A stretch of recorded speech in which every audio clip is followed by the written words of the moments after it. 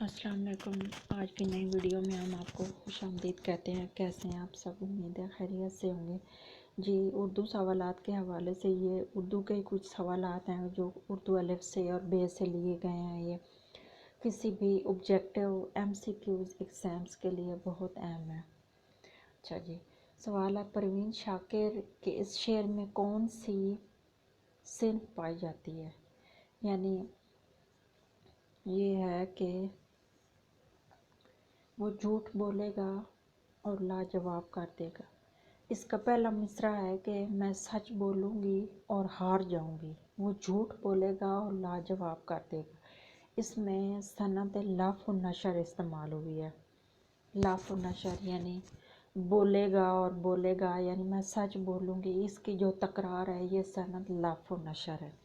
اچھا، وہ ستارہ تھی کہ شبنم تھی کہ پھول، ایک صورت تھی عجب یاد نہیں۔ ناصر کاظمی کے شعر میں کون سی صنعت آئی ہے؟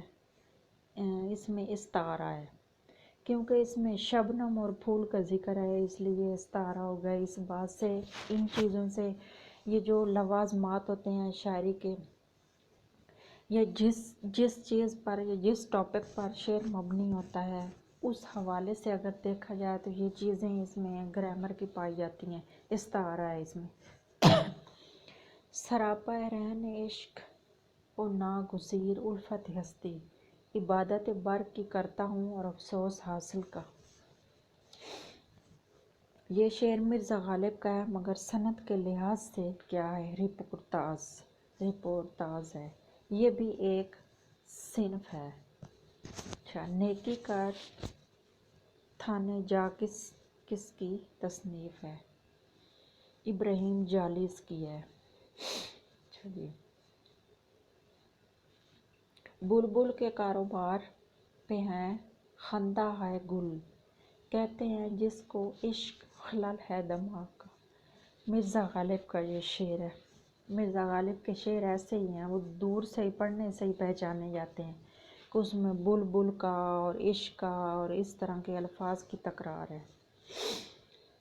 یہ سب تمہارا کرم ہے آقا کے بعد اب تک بنی ہوئی ہے۔ یہ نعت کس نے لکھی ہے؟ خالد محمود نقشبندی۔ یہ بہت اہم سوال ہے، اور یہ جو نعت کا ایک فقرہ ہے، یہ شعر ہے، یہ لیا گیا ہے اس نعت سے جو نعت خالد محمود نقشبندی نے لکھی ہے۔ جی، آج کی ہماری ویڈیو اتنی ہے۔ ملتے ہیں ایک نئی ویڈیو کے ساتھ، تب تک کے لیے اپنا خیال رکھیے گا۔ اللہ حافظ۔